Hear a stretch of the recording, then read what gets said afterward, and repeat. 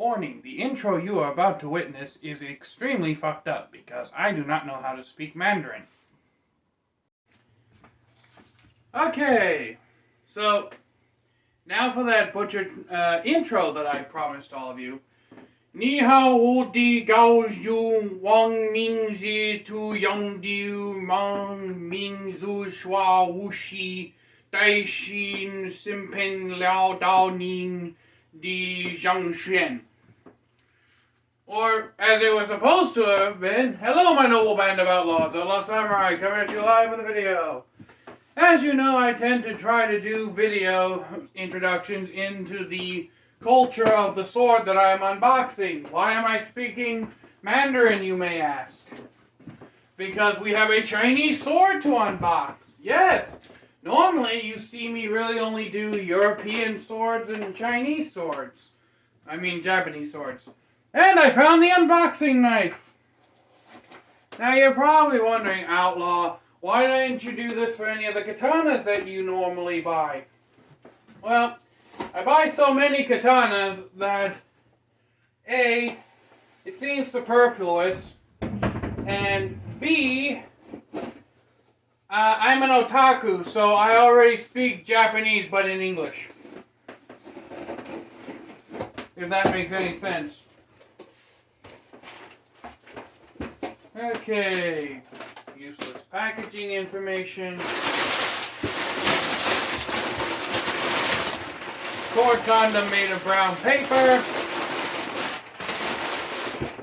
And now we get the box out of the way. This is the Hanwei Rodell cutting dowel.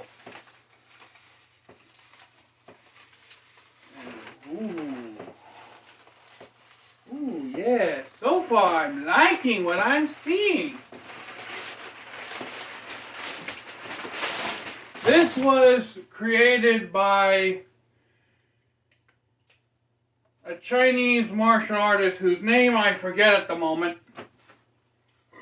to be Hanwei's rendition of a practical cutting dowel. Hardwood scabbard. It's got some saya rattle. It's also, it appears to be in nut construction. I thought it was peened. But nut construction, a somewhat scent stopper pommel. I will be using Japanese terminology simply because I don't know the Chinese terminologies. The fushira is nice and well built. The cup guard has a substantial thickness to the metal. It has a reinforced koiguchi and the little bit at the end escapes me at the moment. But these fittings on the scabbard itself are nice and tight. They are actually nailed in place.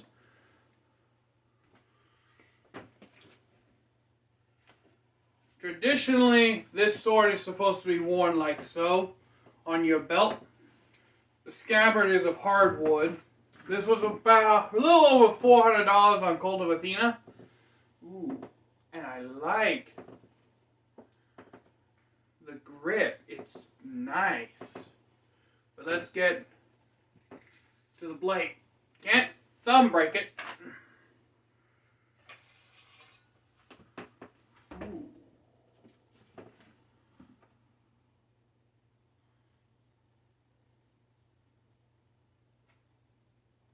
Blade appears to be straight.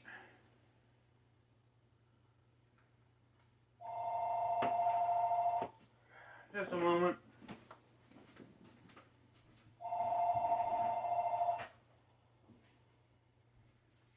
Now, don't you hate scam callers?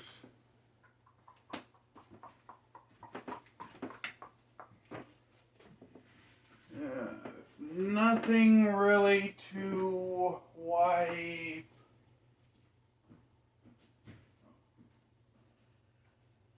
Never mind.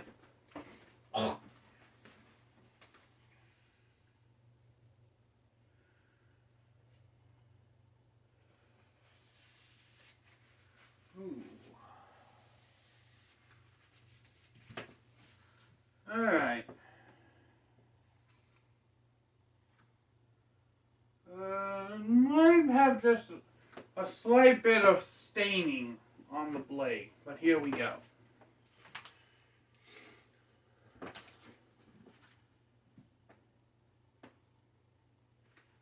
Ooh. This is a very forward, heavy blade.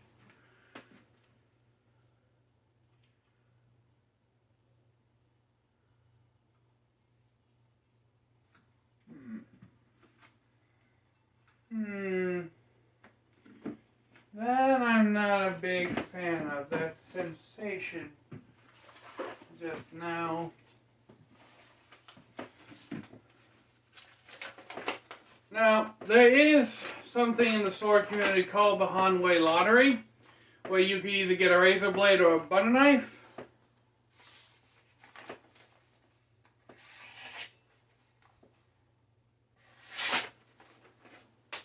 It appears that I have gotten a butter knife. It's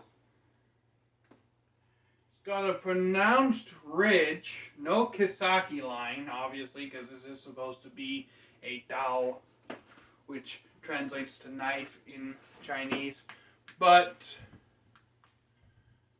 here's the thing, though.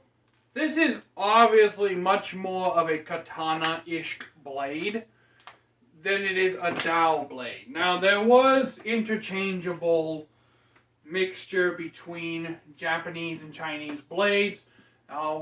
Pretty much 90% of the Japanese katanas find their roots in early Chinese-style swords. It wasn't until, I believe, the Muromachi period that the Japanese really started to come into their own in terms of swordcraft. But still, I'm getting very much a katana-ish blade feeling from this. Not to say that's a bad thing, it's just I would like to have gotten a little more of a Chinese feel from a Chinese sword. The Koiguchi's nice. It appears to be a completely encapsulated piece of metal.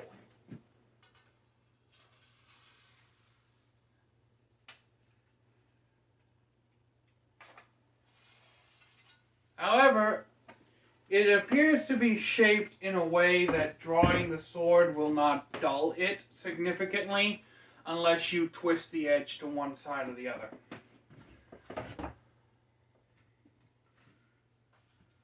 The wrapping isn't that bad. The center diamonds, they do move ever so slightly, but not in a major way.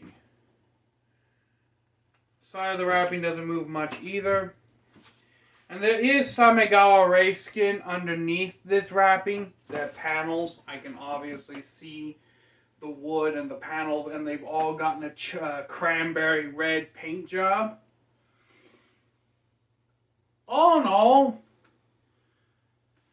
this is what I would describe as a military sword. And why do I say that? Well, the Chinese did eventually start to equip their troops with Dao instead of Jun, because Dao are easier to use and learn how to fight with. With a Jian, you have to have a whole bunch of different kind of thrusting techniques involved.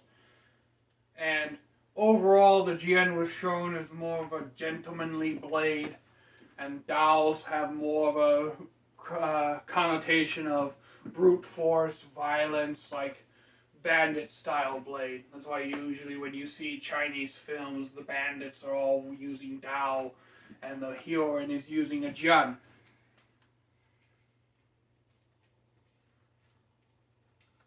But overall, it's not that bad. It's definitely heavy feeling when you move this sword, and I mean a lot of the weight is focused towards the hand,